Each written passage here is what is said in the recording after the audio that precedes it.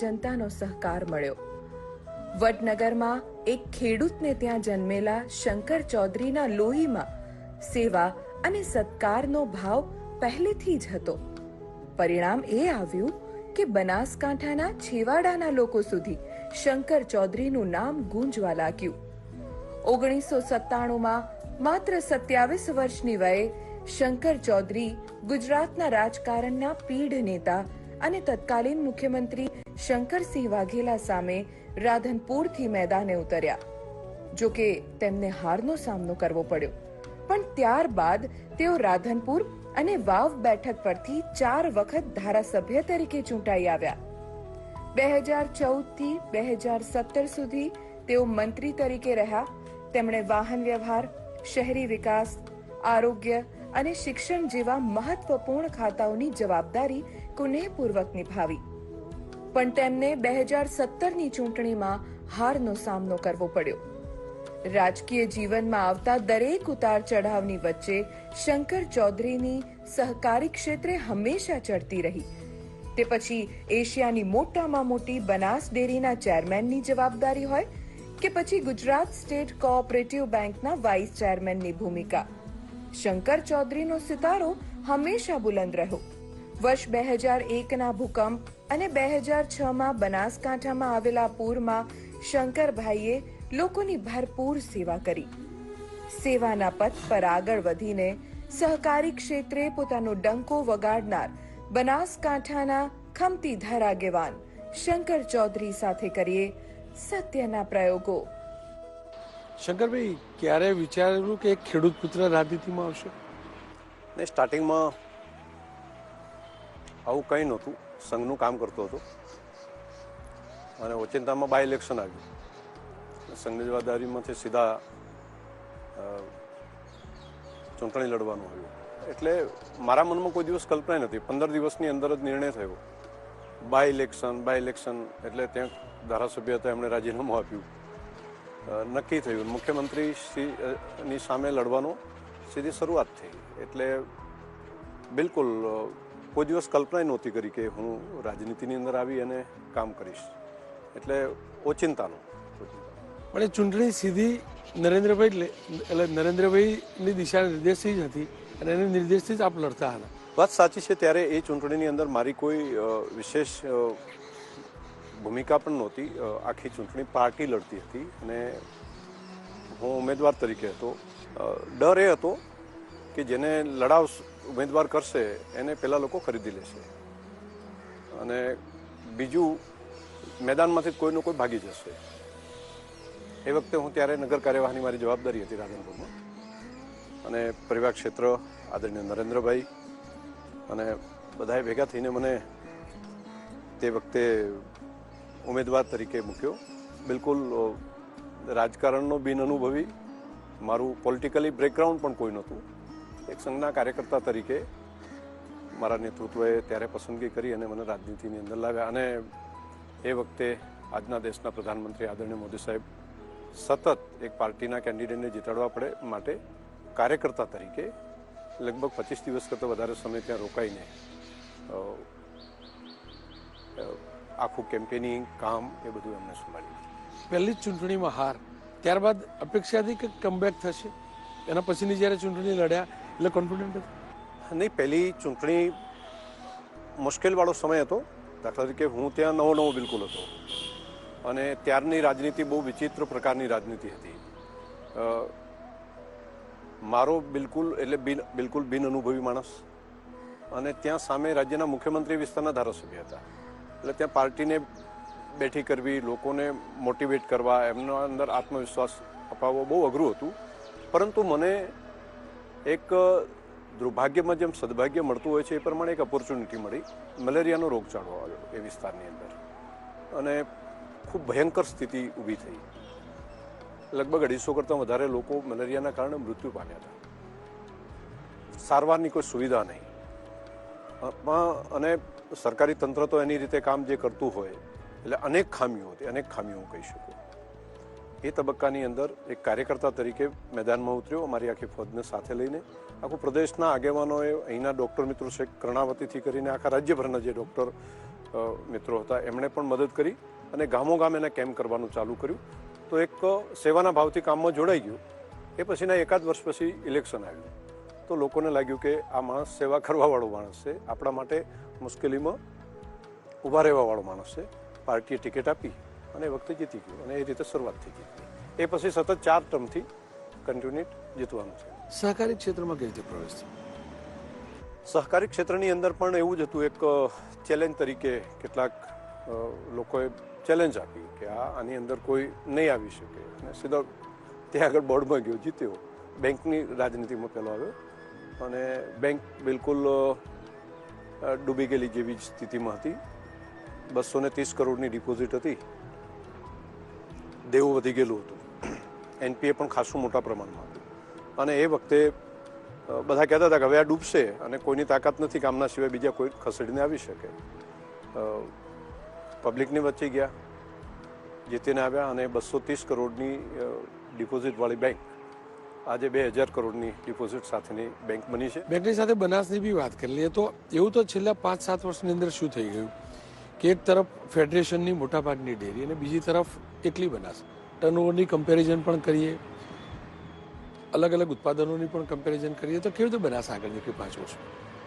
રોનકભાઈ, એ વાત આપની સાચી છે કે છેલ્લા 5 વર્ષની અંદર બનાસે માત્ર ગુજરાતમાં નહીં દુનિયાની અંદર કોઈ ડેરીએ જે પ્રોગ્રેસ નહીં કર્યો હોય એ બનાસકાંઠા જિલ્લાએ કર્યો છે, બનાસ ડેરીએ કર્યો છે.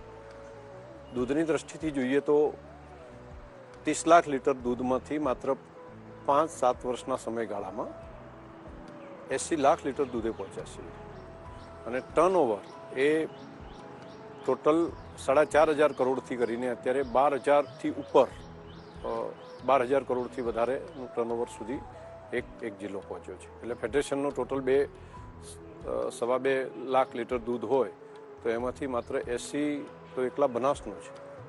એટલે આપની વાત સાચી છે.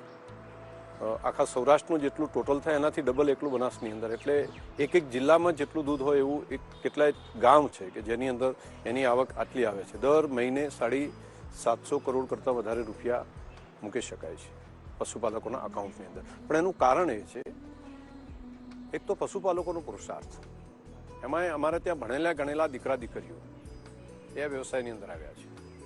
હું આ કોરોનાના સમયની અંદર હું કહું તો બાકી બીજી જગ્યાએ રોજગારી છૂટવાની વાતો આવતી હતી, બનાસમાં રોજગારી વધવાનું કામ થતું હતું.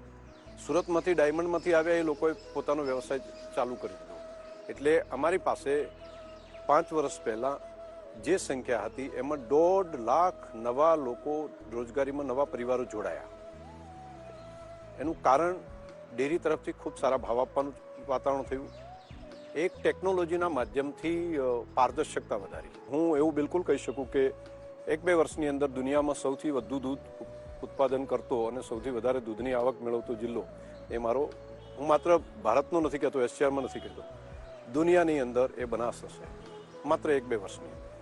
શંકરભાઈ, ડેરીએ કમાઈ તો કરી પણ ચર્ચા બહુ હતી કે સહકારી ક્ષેત્રની કોઈ પણ ઇલેક્શન હોય અને હવે તો સ્થિતિ એ પણ થવા લાગી કે એક જ પક્ષના 2 પેનલ બની જતી હોય, કોંગ્રેસ પણ હોય, કોંગ્રેસના સહકારી નેતાઓ પણ હોય.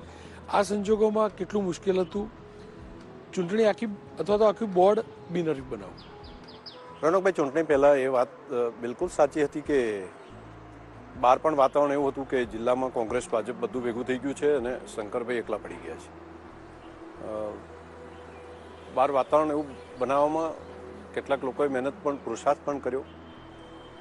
એ આપની વાતની સાથે હું નકારતો નથી, પરંતુ નીચે મતદારો છે, ખાસ કરીને મહિલા છે, મહિલા પશુપાલકો, એના ભરપૂર આશીર્વાદ હતા અને બિલકુલ મને દેખાતું હતું. પહેલી વખત પ્રજા સામે આવીને મતદારોને એમ કહેતા હતા અમે તમારો નિર્ણય કરીએ છીએ, તમને મતનો અધિકાર આપીએ છીએ, પણ તમે શંકરભાઈની સાથે રહેવાના હોય તો. એટલે પબ્લિકનું પ્રેશર કેવું હોય એ પહેલી વખત મેં જોયું. એટલે આટલા વાતાવરણની વચ્ચે સામે ચાલીને આખા તાલુકા નિર્ણય કરે કે ભાઈ કોઈએ ઊભા નહીં રહેવાનું, શંકરભાઈ જે નામ નક્કી કરે એમને જ આપણે રાખવાના છે. એટલે મેં મારા સહકારના ઇતિહાસમાં મેં ક્યાંય જોયું નથી કે આ રીતે તમામ સીટો, એટલે બનાસમાં તો પહેલી વખત આ ઘટના બની કે તમામ સીટો બિનહરીફ થઈ. કેમ કે બનાસકાંઠાની આપણે વાત કરીને બટેટા પકવતા ખેડૂતોની વાત કરી. પરોક્ષ રીતે ત્યાં જોવા મળ્યું કે કોન્ટ્રાક્ટ ફાર્મિંગ જેવી સિસ્ટમ આવી પણ ચૂકી છે અને આજકાલ ચર્ચા પણ કૃષિ કાનૂનને લઈને છે. આપનો અનુભવ શું રહ્યો, ત્યાંના ખેડૂતોનો અનુભવ શું રહ્યો? રોનકભાઈ, અત્યારે હાલ જે ચાલી રહ્યું છે, ખાસ કરીને હરિયાણા અને પંજાબની અંદર જે આંદોલન અને તેની સામે દેશના અંદર જે કાયદો બનાવવામાં આવ્યો છે, મારે સારું કર્યું આજના કોરમના માધ્યમથી હું એ વાતને મૂકી પણ શકીશ. જે મારો અનુભવ છે ખેડૂત આગેવાન તરીકે, કોન્ટ્રાક્ટ ફાર્મિંગનું કામ અમારા જિલ્લામાં 7-8 વર્ષથી થાય છે. ખાસ કરીને પોટેટોમાં થાય છે. બટાકામાં એવું હોય છે કે ક્યારેક ભાવ આવે ત્યારે 20 રૂપિયા આવી જાય, ક્યારેક 25-30 રૂપિયા પહોંચી જાય અને ક્યારેક ના આવે તો 2 રૂપિયા પણ કિલો કોઈ લેવાવાળું નથી હોતું. એટલે એ વખતે ખેડૂતોએ રસ્તો કાઢ્યો કોન્ટ્રાક્ટ ફાર્મિંગ. નક્કી કર્યું કે 30 રૂપિયા થાય કે ગમે તે થાય, પણ અત્યારે અમને તમે 20 રૂપિયે લઈ લેશો તો કંપનીઓ સાથે કરાર પહેલા દિવસે કરે. તમારે બિયારણ આપવાનું, અમે એને પ્રોડક્શન કરીને આપશું અને તમારે આ ભાવે લઈ લેવાનું. અમારે વધારે નથી, અમને 20 રૂપિયા તમારે નક્કી આપવાના. એટલે એને વીઘે 50-60 હજાર રૂપિયા એના ફાઇનલ થઈ જતા હોય છે ખેડૂતને. એટલે ખેડૂતને જે જોઈએ છે કમ્પ્લીટ એને કોન્ટ્રાક્ટ ફાર્મિંગથી મળે છે. આ 5-7 વર્ષથી કરે છે. આ કાયદો મળવાને કારણે, આ કાયદો બનવાને કારણે એ ખેડૂત આત્મનિર્ભર બનશે. કેમ? ખામી શું હતી? અમે કોન્ટ્રાક્ટ ફાર્મિંગ તો કરતા, પરંતુ કોન્ટ્રાક્ટ ફાર્મિંગ માની લો કે હૈદરાબાદની કોઈ કંપની છે અને અહીંયા આગળ 20 રૂપિયાના બટાકાના 18 રૂપિયા થઈ ગયા કે 15 રૂપિયા થઈ ગયા અને કંપની કદાચ હાથ ઊંચા કરી દે, તો એ વખતે અમારે લડવા માટે એની કોર્ટમાં જવું પડતું હૈદરાબાદની. આ કાયદામાં જોગવાઈ એ કરી છે કે એના માટે કોર્ટ, પરંતુ સ્થાનિક ત્યાંનો ડેપ્યુટી કલેક્ટર કે કલેક્ટરની કોર્ટની અંદર એનો ચુકાદો થશે. નંબર 1. બીજું, એ નુકસાન કરે કંપની તો પણ એને નક્કી કરેલા કરાર પ્રમાણે એને પૈસા આપવા પડશે. આવું કાયદા દ્વારા પ્રસ્થાપિત મોદી સાહેબે આ વખતે કર્યું આ કાયદામાં. અને ત્રીજું, માની લો કે 20 રૂપિયાના 30 રૂપિયા બટાકાના થઈ ગયા છે, તો 30 રૂપિયા અમને ખેડૂતની સાથે કરાર 20 રૂપિયાનો જ હતો, તો 20થી વધારે નહોતા મળતા. આ કાયદાના માધ્યમથી એ અધિકાર ખેડૂતને આપ્યા કે માનો કે 20ના 30 રૂપિયાની કિંમત થઈ ગઈ છે, તો એમાંથી પણ કેટલોક હિસ્સો એમણે ખેડૂતને આપવો પડશે. શંકરભાઈની દરેક વાતમાં નેતૃત્વની વાત હોય છે, સહકાર હોય કે મેઇનસ્ટ્રીમ પોલિટિક્સ હોય. શું બાળપણથી જ શંકરભાઈ નેતૃત્વમાં માનતા હતા સ્કૂલ સમયથી? હા, સંઘનું કામ હું બાલ્યાવસ્થાથી કરું છું અને સંઘની શાખામાં ગયા પછી સતત 26 વર્ષની ઉંમરે જાહેર જીવનમાં આવવાનું થયું. ત્યાં સુધી સંઘની શાખાનું કામ કર્યું, સંઘનું કામ કર્યું અને ત્યાં સંઘની શાખામાં નેતૃત્વ વિશેના જે સંસ્કારો હોય છે એ બિલકુલ ત્યાંથી મળતા હોય છે, રમતા રમતા મળતા હોય છે. એ મુખ્ય શિક્ષક અમારા ભલે નાની ઉંમરના હોય, પરંતુ એમનો જે આદેશ હોય એ જે ત્યાં આગળ કહેતા હોય કે આપણે સંઘ દક્ષ એટલે દક્ષ હોય અને પ્રચલ એટલે પ્રચલ હોય. આ સંસ્કારો ત્યાં મેદાનમાં જ મળતા હોય છે. એટલે બસ એ જ સંસ્કારો છે અત્યાર સુધી. સૌથી વધુ સંઘર્ષવાળો સમય કયો રહ્યો? વ્યક્તિગત ગણું, સામૂહિક રીતે ગણું તો સંઘનું કામ કરતો હતો ત્યારે રામ જન્મભૂમિ મંદિર નિર્માણનો વિષય ચાલતો હતો. સરહદી વિસ્તારની અંદર એ કામ કરતો ત્યારે બહુ સંઘર્ષો એ વખતે ચાલ્યા. એક વખત તો એવું થયું કે શિલાપૂજનનો કાર્યક્રમ થઈ ગયો હતો અને સ્વાભાવિક સંઘનું કામ કરતો હતો એટલે નેતૃત્વ લેવાનું ભાગમાં આવે જ. બાઇક લઈ અને ગામડે જતો હતો અને હાઈવે ઉપર જ ટેન્કર લઈને પાછળથી કોઈ આવ્યું અને ટેન્કર ઉપર ફેરવી નાખ્યું. હું ટેન્કરના ચારે ટાયરની વચ્ચે બાઇક ટાયર નીચે આવ્યું અને ઉપર થઈને ગાડી નીકળી ગઈ. હું ચારેયની વચ્ચે પડ્યો. ઘણું બધું, લગભગ 1.5-2 મહિના સુધી બેહોશ રહ્યો. એ વખતે તો મને મરેલો જાહેર કરી દીધો હતો ત્યાં અને 2-2.5 કલાક જેટલો હાઈવે ઉપર પડ્યો રહ્યો, લોહીના ખાબોચિયાની વચ્ચે. પગની એક આંગળી કપાઈ ગઈ, અહીંયા માથામાં પાછળ ઘણું બધું વાગ્યું હતું અને મૃત્યુ જાહેર કરીને લોકો પણ, એક જણ મારો મિત્ર હતો દરબાર ઉણના, એ ત્યાંથી ગાડી લઈને નીકળ્યા અને એમણે આવીને નાક ઉપર હાથ મૂક્યો, કીધું કે આ જીવે છે. એટલે તાત્કાલિક ગાડીમાં નાખીને હોસ્પિટલ લઈ ગયા. આ એક ઘટના નથી એમ, એ પછી ઈશ્વરની કૃપા હશે કે બીજું કંઈ વિશેષ લોકો માટે કામ કરવાનું એને નિમિત્ત બનાવ્યું છે, જેના કારણે કરીને આજે લોકોની વચ્ચે શું કામ કરી શકું છું. એ પછીના દરેક તબક્કે રોનકભાઈ સૌથી મારા માટે મુશ્કેલી હતું, મારા પરિવારમાંથી પણ કોઈ રાજનીતિમાં નહોતું અને મારા નેતૃત્વએ ઘણી બધી ઊંઘ આપી. પરંતુ એ પછીના જે વિરોધીઓ હતા, સ્પર્ધકો હતા, એમણે પણ કોઈ ખામી નહોતી રાખી. સતત લડવાનું, સતત સંઘર્ષ કરવાનું, દુનિયાભરનું કહી શકાય એટલા કેસો માથે કરી નાખ્યા હતા. એટલે 302 જેવી કલમો પણ મારા ઉપર દાખલ કરાવી અને બધામાં ટ્રાયલ ફેસ કરીને બહાર નીકળવું પડ્યું. ત્યાંથી મને લાગ્યું કે હવે રાજનીતિમાં આવ્યો છું તો અહીંયા કદાચ બહુ સંઘર્ષ ઓછો થશે. પરંતુ ત્યાં પણ સતત ચાલ્યા જ કર્યું. એટલે કોર્ટોની અંદર એક વકીલ હાઈકોર્ટના હોય ને એમને લડવામાં જે અનુભવ થાય એટલો અનુભવ મારી પાસેથી કરવરાયો. પરંતુ એ બધા કેસોમાં ટ્રાયલ થયા અને કોર્ટોએ બધામાં નિર્દોષ સાબિત કર્યા. પરંતુ એ જ સમયગાળો જે છે એ બહુ વેદનાપૂર્ણ હતો. શંકરભાઈ, ક્યારે એવું બન્યું રાજકીય કારકિર્દીમાં કે પોતાના જ લોકો સામે ચૂંટણી લડવી પડી હોય અને અઘરી પડી હોય? રાજનીતિમાં પોતાના પારખા એવું ભેદરેખા અંકિત કરવી બહુ અઘરી હોય છે.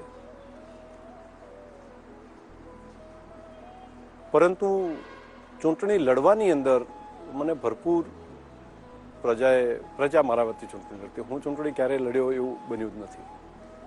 એટલે હું 4 વખત MLA બન્યો. પહેલી વખત 12,000 મતથી જીત્યો, બીજી વખત 18,000, ત્રીજી વખત 22,000, 28,000 જેટલા મતોથી. તો કન્ટિન્યુ પ્રજાએ ભરોસો ખૂબ મૂક્યો. મારા માટે કે મારા પોતાના સામે લડવું પડ્યું એવું બહુ નથી રહ્યું. પરંતુ રાજનીતિમાં પોતાના કોણ ને પારકા કોણ એની ભેદરેખા ફરી પણ કહું છું કે એ આખો ચર્ચાનો મામલો છે. હા, પોલિટિકલી પાર્ટી તરીકે જોઈએ તો બીજેપી પાર્ટીની સામે ક્યારે લડવાનું નથી આવ્યું, અથવા તો કોઈ મારી સામે બીજેપી પાર્ટીએ લડ્યા એવું નથી કર્યું. 17ની હાર શું શીખવી ગઈ? સૌથી પહેલું એ શીખવે કે માણસે ધરતી ઉપર જ રહેવું પડે, ધરતીને છોડાય નહીં. બીજું ઘણું બધું મને તો શીખ્યું, ઘણું બધું આપી દીધું જે હું જીતથી ન મેળવી શકું. મારી અંદર રહેલો અહંકાર, તો એના કારણે કેટલું નુકસાન મને થયું છે. એ કદાચ હું કન્ટિન્યુ આમ જ ચાલ્યા કર્યો હોત તો મને ખબર જ ન પડત. સતત જીત જે કદાચ હારતો જ ના હોય એ માણસને ધીમે ધીમે એવું માનવા માંડે છે કે હું પોતે જીતું છું. ખરેખર હું નિયતિએ બનાવેલો એક પાર્ટ છું એ સાક્ષી ભાવ નીકળી જતો હોય છે. હારે મને આ શીખ્યું કે તું જાતે નથી જીતતો, તને કોઈ જીતાડે છે, કોઈ શક્તિ તને મદદ કરે છે. એનું ભાન હવે થાય. બનાસની એક મિટિંગ હતી અને એમાં તમે ખુલીને બોલેલા આપણા ખુદના અહંકારને લઈ. સામાન્ય રીતે રાજનેતાની એવી છાપ હોય કે રાજનેતા ક્યારેય કમસે કમ અહંકારની વાત ન માને, છતાં પણ આપ ખુલીને સ્ટેજ ઉપર બોલેલા હતા. એ વખતે શું ભાવ હતો? એ મારી મોટી મિટિંગ નથી. એક ગામ કક્ષાએ મારા ડાયરેક્ટર જીતીને આવ્યા હતા, એમની સાથેની મિટિંગ હતી. તો મારો ભાવ તે દિવસનો એ હતો કે હું જે અનુભવમાંથી પસાર થયો છું એમને કહું. એટલે મેં જે કંઈ ભૂલો કરી હોય, ખામીઓ કરી હોય, એ લોકોએ ભૂલ ન કરે, બસ એટલા જ ભાવથી મેં એમને કહ્યું હતું કે મેં આટલી ભૂલો કરી છે અને ભૂલો મેં કરી છે એવી ભૂલ તમે ન કરતા. અને વાસ્તવિકતા આ છે. એ ફીલ થયું છે. માણસ એવું માનતો હોય છે કે સત્તામાં હોય ત્યારે કે આટલા લોકો મારા છે, જે મળવા આવે છે બધા સાહેબ કરતા હોય, તો ધીમે ધીમે પછી આપણે પોતે સાહેબ બની જઈએ છીએ અને એવું માનવા મળે કે હું સાહેબ થઈ ગયો છું. ખરેખર તો એ સત્તાને કારણે જે પાવર છે, પાવરને માનતા હોય છે લોકો. તો અને પાવર નીકળતો હોય છે ત્યારે કોઈ ત્યાં નથી હોતું. તો સત્તામાં હોય ત્યાં સુધી આ ખબર જ નથી પડતી હોતી. કાન નેતા બન્યા પછી એ આંખથી નથી જોઈ શકતો, કાનથી જુએ છે. એટલે એને નક્કી કરેલા 10-20 લોકો જ વારંવાર એના કાનમાં જે નાખતા હોય એ જે સાંભળતા હોય છે અને એના કારણે પોતાનો મત બનાવતો હોય છે. તો સાચા લોકો જે હશે અથવા તો નીચેના હશે એ નેતા સુધી જાતે પહોંચતા નથી અને નેતા પોતે ત્યાં સુધી પહોંચવાનો પ્રયત્ન નથી કરતો હોતો. તો આ ગેપ હોય છે. એટલે મેં એ જ વાત તે દિવસે કરી હતી. પણ શંકરભાઈ, એક પ્રકારનું તમારું કન્ફેશન જ હતું એ રહ્યું. અને કેમ કે રાજકીય કારકિર્દી પણ વધુ હોય, નેતૃત્વની વાત પણ હોય, એના પછી એવો ભાવ ના થયો કે હું આ જાહેરમાં બોલી ગયો એના કોઈ ભવિષ્યમાં કોટ કરશે કે જો શંકરભાઈ તો અહંકારી હતા? હા, હું એનામાંથી એમાં સુધારવા માટેનો પ્રયત્ન કરીશ. હું સંપૂર્ણ છું જ નહીં. ક્યારે મેં દાવો નથી કર્યો કે હું સંપૂર્ણ છું. હું એક સામાન્ય માણસ છું, બાકી જે લોકો હોય એ રીતના. પરંતુ મને લીડરશિપ આપી છે અને હું લીડ કરું છું. હું પ્રજા કલ્યાણનું કામ કરું છું. તો સામાન્ય માણસમાં જે ખામીઓ ભૂલો હોય એ મારી અંદર પણ રહેલી હશે. એટલે સંપૂર્ણ હોય તો ઈશ્વર હોય, પરંતુ ક્ષણ સજાગતા જો રાખીએ અને આત્મનિરીક્ષણ કરીએ તો પોતાના થતી ભૂલ એ હું માનું છું કે એમાં ઘટાડો કરી શકાય. અને બીજી બાબત, દુનિયાને સુધારવી એના કરતાં પહેલું સ્વમ જ જોવું. મારી સાથેનો બાકી લોકોનો વ્યવહાર આવો કેમ છે, તો પહેલાં તો મારે જોવું જોઈએ કે મારા વ્યવહારના કારણે, મારા સ્વભાવના કારણે તો આવું નથી થતું ને. તો મારા સ્વભાવની કેટલી ખામીઓ છે. તો હું બહુ ઓછા લોકોને કોમ્યુનિકેટ કરું છું. હું બહુ ફોન કરવા હોય તો મને એમ થાય કે હું કેમ ફોન કરું એમ. તો ગેપ પડે છે, તો લોકો એને કારણે મને અહંકારી માને છે. તો મારે હવે એને સામેથી પ્રોએક્ટિવ થવું પડે. જે સમયની કોમ્યુનિકેશન એ આ સમયની સ્ટ્રેન્થ છે, તો સ્ટ્રેન્થને હું ન સ્વીકારું તો મારી ઇમેજ એવી બનશે અહંકારીની. તો એ મારે સુધારવું જ પડે. જાણે અજાણે કરેલી કોઈ ભૂલ જેનો પશ્ચાતાપ હોય? મેં એક તો સ્વીકાર કર્યો કે હું મત વિસ્તારમાં મારે અહીંયા સરકારમાં આવ્યો, 4 કલાક જવામાં થાય, 4 કલાક આવવામાં થાય. એટલે એના કારણે કરીને જે સ્પીડે મારે લોકોની વચ્ચે જવું પડે એ ન કરી શક્યો. એ મનમાં પેલું સતત ફીલ થયા કર્યું કે ત્યાં કામ કરવો એનું બહુ પેલું નહોતું, પરંતુ લોકોને મળો વધારે એ જે કલ્પના હતી એ ન કરી શક્યો. એનું પેલું છે. ભૂલનો જ્યાં સુધી સવાલ છે, તો મેં કરેલી ભૂલો હોય તો એનો સ્વીકાર પણ કર્યો છે. ભૂલો કરવામાં નાનપણથી કરીને અત્યાર સુધીમાં ઘણી બધી ભૂલો કરી છે, પણ દરેક ભૂલમાંથી શીખવાનો પ્રયત્ન કર્યો છે.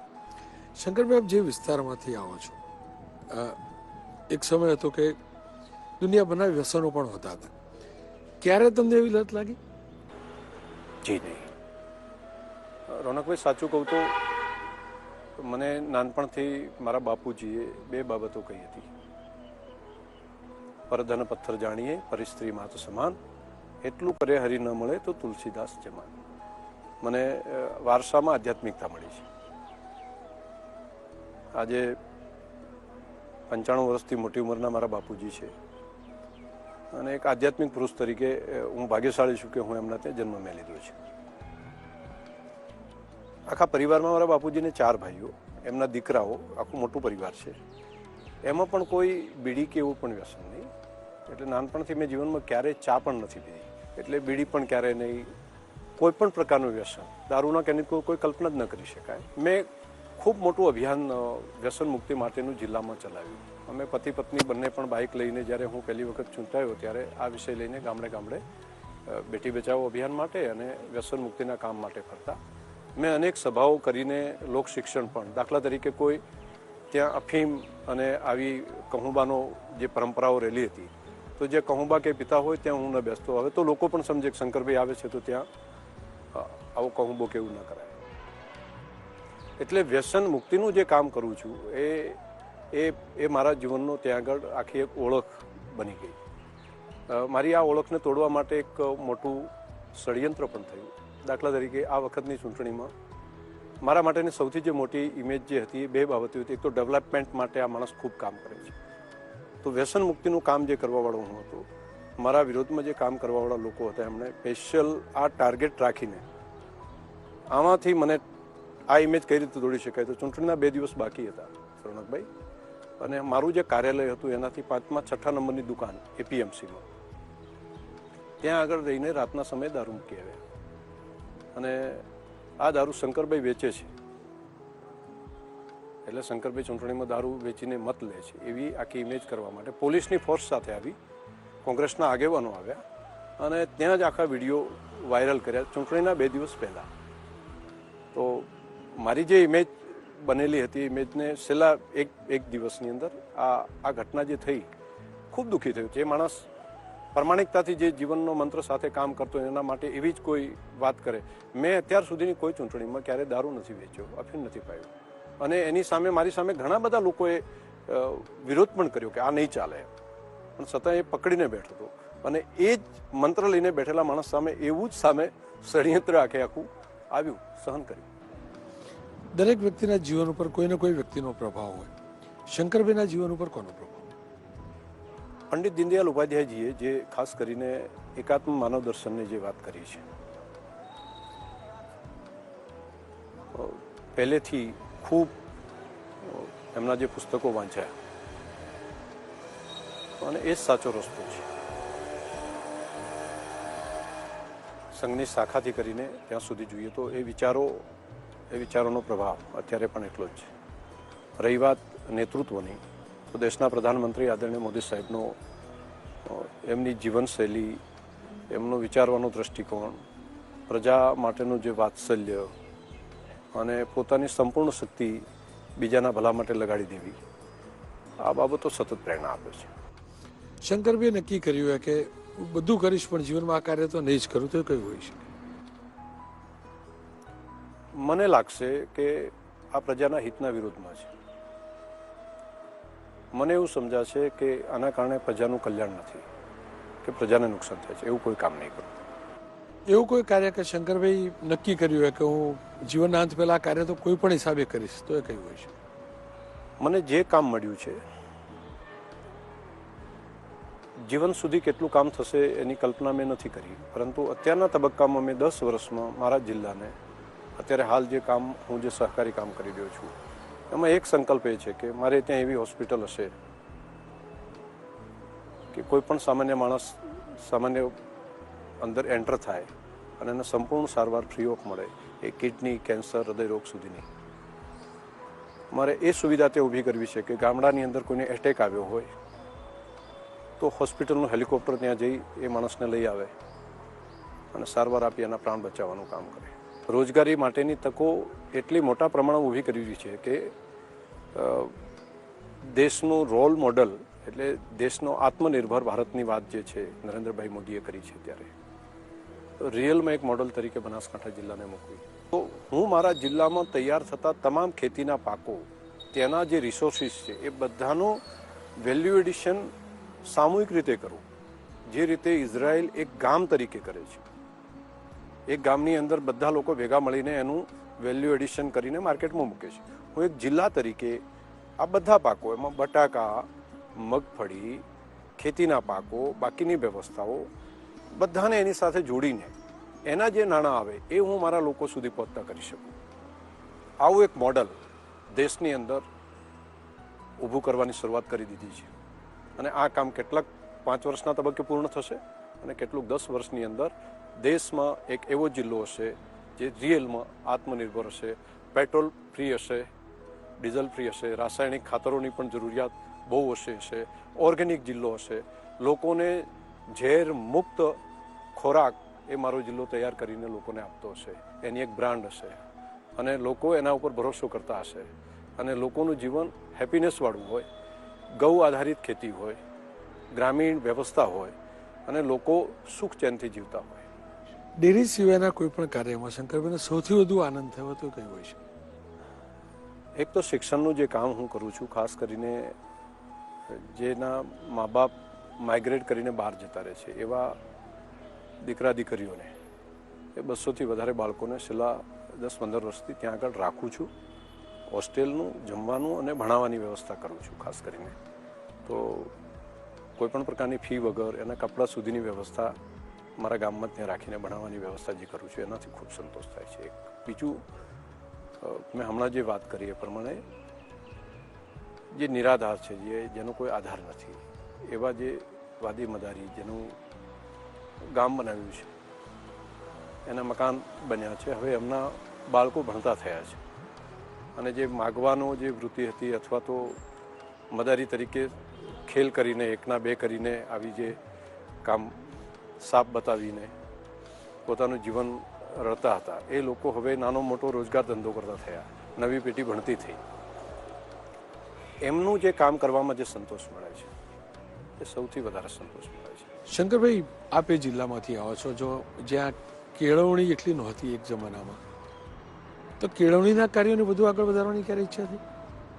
મારી જ્યાં સુધી સવાલ છે ત્યાં સુધી, રોનકભાઈ, કદાચ તમને આશ્ચર્ય લાગશે, મેં 18 વર્ષની ઉંમરે એક કેળવણી મંડળની સ્થાપના કરી હતી, વિવેકાનંદ વિકાસ મંડળ.